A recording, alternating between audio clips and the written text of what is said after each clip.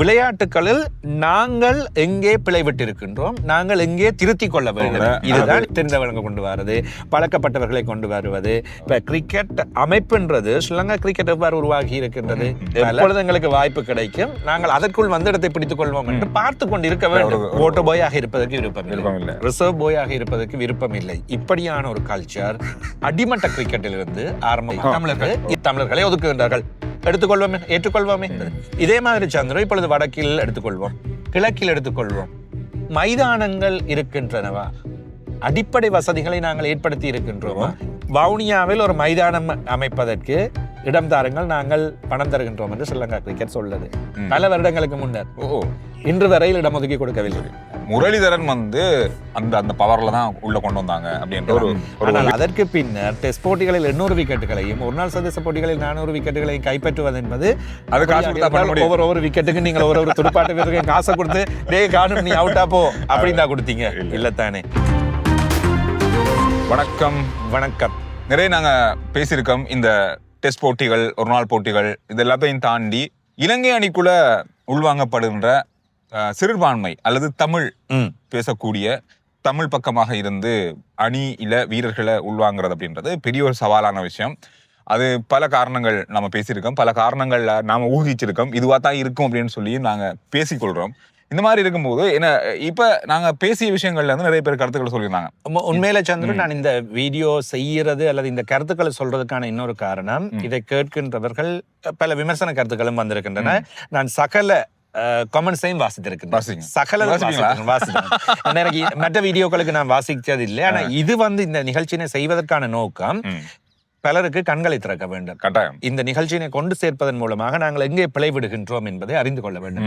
எனவே அந்த கமெண்ட்ஸ்களை வாசிக்கின்ற வேளையில் 2 பக்க கமெண்ட்ஸ்களும் இருந்தன, விமர்சிக்கப்பட்டிருக்கின்றன, அரசியல் காரணங்கள் சொல்லப்பட்டிருக்கின்றன. அவற்றை முற்றுமுழுதாக மறுதளிப்பதற்கும் இல்லை, ஏற்றுக்கொள்ளவும் வேண்டும். நாங்கள் இல்லை என்று முற்றுமுழுதாக சொல்லிவிட முடியாது. இல்லாமல் இல்லத்தானே இருந்திருக்கின்றதா, எல்லா விடயங்களிலுமே இருக்கின்றது என்பது எங்களுக்கு தெரியும். அதை தாண்டி நாங்கள் விளையாட்டை பற்றி கதைக்கின்ற வேளையில் விளையாட்டுகளில் நாங்கள் எங்கே பிழைவிட்டிருக்கின்றோம், நாங்கள் எங்கே திருத்திக் கொள்ள வேண்டும், இதுதான் இந்த நிகழ்ச்சிக்கான காரணம்.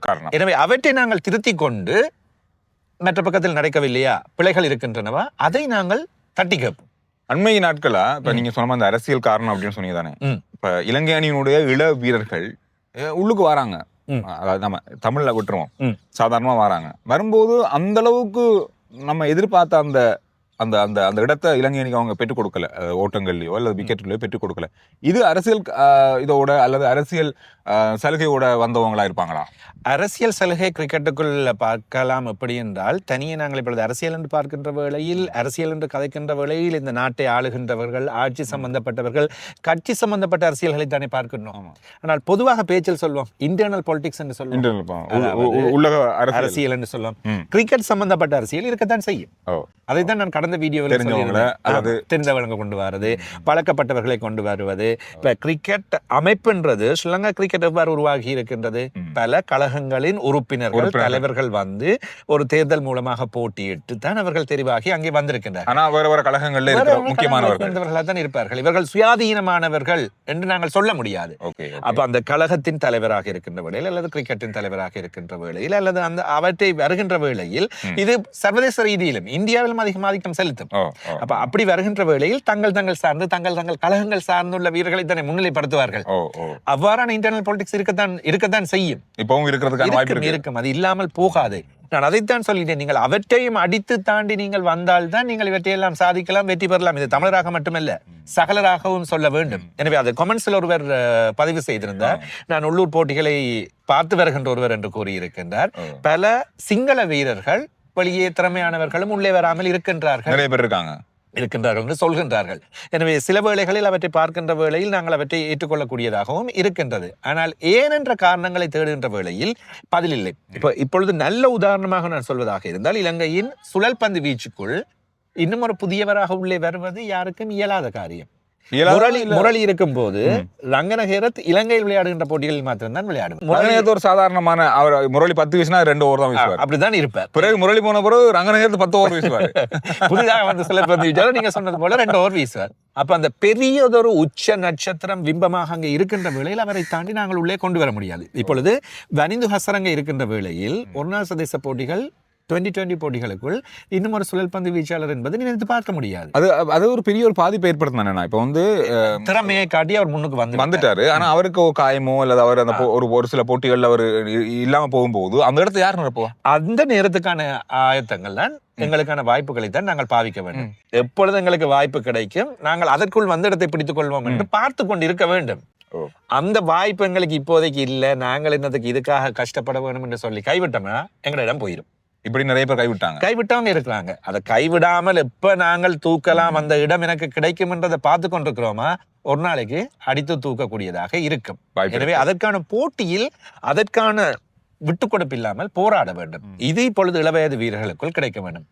இப்போ உள்ள இளவயது வீரர்கள் எப்படி இருந்தா 15 பேர் கொண்ட குழாமுக்கா போக வேணும், 11 பேருக்கு நாங்க விளையாடணும், இல்லாடி ஒதுங்கிடுவாங்க. அவ்வளவுதான். இப்ப நாங்க ரிசர்வ் பிளேயராக இருக்கணும் அப்படின்ற ஒரு ஓட்டோ பாயாக இருப்பதற்கு விருப்பம் இல்லை, ரிசர்வ் பாயாக இருப்பதற்கு விருப்பம் இல்லை. இப்படியான ஒரு கல்ச்சர் அடிமட்ட கிரிக்கெட்டில் இருந்து ஆரம்பமாகின்றது. இதற்கு பெற்றோரும் காரணமாக இருக்கின்றார். நீ போகணும் விளையாட போகாத டீம்ல இல்ல தானே, பிரயாணத்துக்கு நீ போறாய் நிறுத்தி வைப்பது.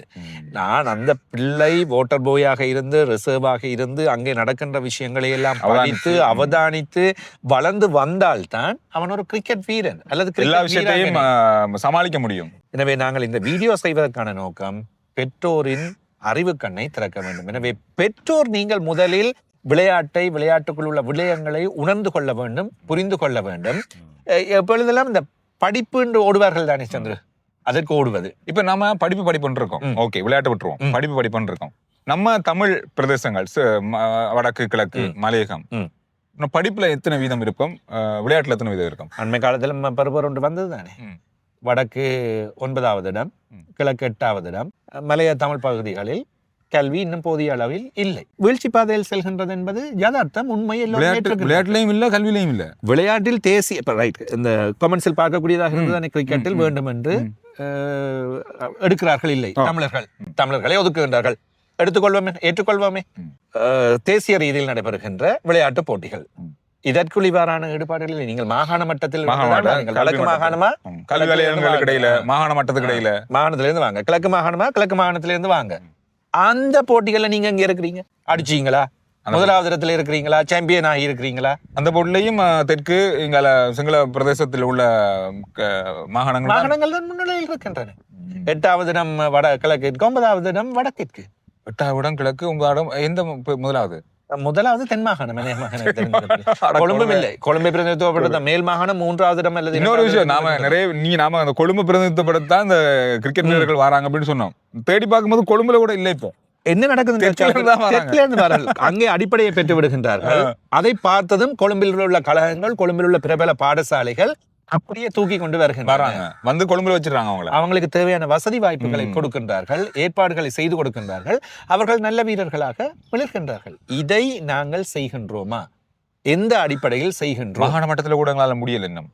ரைட். இப்பொழுது நாங்கள் எல்லோரையும் விடுவோமே. இப்போ நான் சில பெயர்களை நான் சொல்லியிருந்தேன் கடந்த போட்டியிலும். தமிழ் வீரர்களாக, தமிழ் பேசும் வீரர்களாக இந்த வீராங்கனைகள் அடையாளப்படுத்திருக்கின்றார்கள் என்று. இப்போ அண்மையில் ஆரம்பித்த மகளிருக்கான 50 ஓவர்கள் கழக போட்டிகளில் 3 தமிழ் வீராங்கனைகள் ஒரே போட்டியில் விளையாடுறாங்க. மொத்தமாக கழகங்களில் விளையாடுகின்றார்கள். ஏஸ் கேபிட்டல் அணிக்காக 2 வீராங்கனைகள், திவ்யாஞ்சலி என்கின்ற ஒருவரும் தேவகி என்ற ஒருவரும் விளையாடுகின்றார்கள். இவர்கள் இருவருமே யாழ்ப்பாணத்தை சேர்ந்தவர்கள். அதே போன்று கோல்ஸ் கழகத்திற்காக இன்னும் ஒரு வீராங்கனை 20 வயதில் விளையாடுகின்றார். எனவே சஜிந்தினி அவருடைய பெயர். எனவே இவர்களை நீங்கள் யார் தெரிந்து வைத்திருக்கின்றீர்கள்? தெரியாது. இவர்களுக்கு ஏதாவது வசதி வாய்ப்புகள் தேவை இருக்கின்றதா இல்லையா என்பதை உங்களில் எத்தனை பேருக்கு தெரியும்? இதில் வசதி வாய்ப்புகள் தேவையான இந்த மூவருக்குமே தேவை, மூவருமே அடிமட்ட குடும்பங்களில் இருந்து வந்தவர்கள் என்பது உங்கள் எத்தனை பேருக்கு தெரியும்? எனவே இவர்கள் இங்கே வந்து தங்கி விளையாடுவது, அவர்களுக்கு செலவழிப்பதற்கே பணம் இல்லாத நிலையில் மிக கஷ்டப்பட்ட வறியவர்களாக இருந்து கொண்டிருக்கின்றார்கள். இவர்களுக்கு நாங்கள் என்ன செய்து கொடுக்கின்றோம்? அது பெரிய கேள்விதான். அதே மாதிரி தான் இந்த ஆண்கள் கிரிக்கெட் போட்டிகளில் இருந்து வந்தவர்கள் அவர்களுக்கு நாங்கள் என்ன செய்து கொடுத்திருக்கின்றோம், என்ன வசதி வாய்ப்புகளை நாங்கள் செய்து கொடுத்திருக்கின்றோம்? கதைக்கின்றோம், பேசுகின்றோம், கொமெண்ட்ஸ் இடுகின்றோம். என்னத்தை நாங்கள் செய்து கொடுத்திருக்கின்றோம்? சமூகமாக வளர்த்து கொடுத்திருக்கின்றோமா? இல்ல. இப்ப அவங்க கொஞ்ச நாளைக்கு பார்ப்பாங்க, ஓகே கஷ்டமா இருக்கு இங்க தங்கி நிக்கிறது, மற்றது இங்க அது தொடர்பான செலவுகள் இதெல்லாம் நிறைய இருக்கும். இது சமாளிக்க முடியாது, திரும்ப ஊருக்கு போயிடுவாங்க. இதுதான் நடக்கின்றது. இதே மாதிரி சந்திரன் இப்பொழுது வடக்கில் எடுத்துக்கொள்வோம், கிழக்கில் எடுத்துக்கொள்வோம். மைதானங்கள் இருக்கின்றனவா? அடிப்படை வசதிகளை நாங்கள் ஏற்படுத்தி இருக்கின்றோமா? பாராளுமன்ற உறுப்பினர்கள் கதைக்கின்றார்கள், எதுவும் இல்லை என்று சொல்கின்றீர்கள். ஆனா நிறைய மைதானங்கள் இருக்கு, இதை காடா போயிருக்கு. நிறைய மைதானங்கள் போயிட்டு நடுவில் ஒரு பிச்சை ஒன்று செஞ்சுட்டு இப்படி அடிச்சு அவங்க போயிடுவாங்க. எனக்கு நல்ல அனுபவம் இருக்கின்றது, நல்லாக தெரிந்தது இருக்கின்றது. வடக்கு பொறுப்பான கிரிக்கெட் எங்களுடைய வடமாகாண தலைவர் எனக்கு நல்ல பரிச்சயமானவர், நல்ல பழக்கமானவர். அவரிடமிருந்து தகவல்களை பெற்றுக்கொள்வோம். வவுனியாவில் ஒரு மைதானம் அமைப்பதற்கு இடம் தாருங்கள், நாங்கள் பணம் தருகின்றோம் என்று ஸ்ரீலங்கா கிரிக்கெட் சொல்லுது பல வருடங்களுக்கு முன்னர். இன்று வரையில் இடம் ஒதுக்கி கொடுக்கவில்லை. எப்படி மைதானம் வரும், எப்படி நாங்கள் இடமே மாவட்ட அபிவிருத்தி குழு கூட்டத்தில் எங்கே மைதானத்துக்கான இடத்தை ஒதுக்குவது என்பதில் சண்டை எழுப்பறி. அப்ப இவற்றையெல்லாம் நாங்கள் வைத்துக்கொண்டு நாங்கள் வளர முடியும். ஒரு காலத்துல இப்ப நீங்க சொன்ன மாதிரி அரசியல் இந்த மாதிரியான பல விஷயங்கள் பேசப்படுதான் கிரிக்கெட்டுக்குள்ள அப்படி இந்த மாதிரி இருக்கான்னு சொல்லி முரளிதரன் கிரிக்கெட்டுக்குள்ள வந்தது அவர் ஒரு பிசினஸ் மேண்ட அல்லது ஒரு வியாபாரி, அதாவது தொழிலதிபர்களோட ஒரு மகன். அந்த அடிப்படையில அவரை அந்த அந்த பவர்ல தான் உள்ள கொண்டு வந்தாங்க அப்படின்ற ஒரு விமர்சனம் அவர் மேல இருக்கு, ஆரம்பத்துல வச்சே இருக்கு. அதையும் சொல்லுவோம், இந்த கமெண்ட்ஸ்லயும் அப்படி ஒரு கேள்வி இருந்தது. அந்த பணமும் அந்த தொழிலதிபரும் அந்த கதவை தட்டி திறந்து விட்டிருக்கலாம் சார், நீங்க சொல்வதன்படி திறந்து விட்டிருக்கலாம். ஆனால் அதற்கு பின்னர் டெஸ்ட் போட்டிகளில் 800 விக்கெட்டுகளையும் ஒரு நாள் சர்வதேச போட்டிகளில் 400 விக்கெட்டுகளையும் கைப்பற்றுவது என்பது ஒவ்வொரு விக்கெட்டுக்கு நீங்கள் ஒரு துடுப்பாட்ட வீரருக்கு காசை கொடுத்து டே காணும் நீ அவுட்டா போ அப்படின்னு தான் கொடுத்தீங்க இல்லத்தானே? எனவே திறமைகளுக்கான அங்கீகாரம் அவர்கள் சரியான முறையில் செயல்பட்டு இருக்கின்றார்கள் என்ற அடிப்படையில் தான் சந்திரன் அந்த வாய்ப்பு கிடைத்தது. அர்ஜுனா நடந்தவங்க அவருக்கு பல இடங்களில் கை கொடுத்திருக்கின்றனர். அது ஒரு அணியாக ஒரு வீரர், ஒரு திறமையான ஒருத்தருக்கு எங்கே வேணா யார் வேணாலும் கை கொடுக்க நிறைய வாய்ப்புகள் இருக்கு. இல்ல, நான் இதைத்தான் மற்ற பக்கமாக கேட்கின்றேன். தமிழ் வீரர்களுக்கு ஒதுக்கீடு இருக்கின்றது, ஒதுக்கப்படுகின்றார்கள் என்றால் ஏன் அர்ஜுனானதுங்க முரளியை தூக்கி விட்டுருக்க?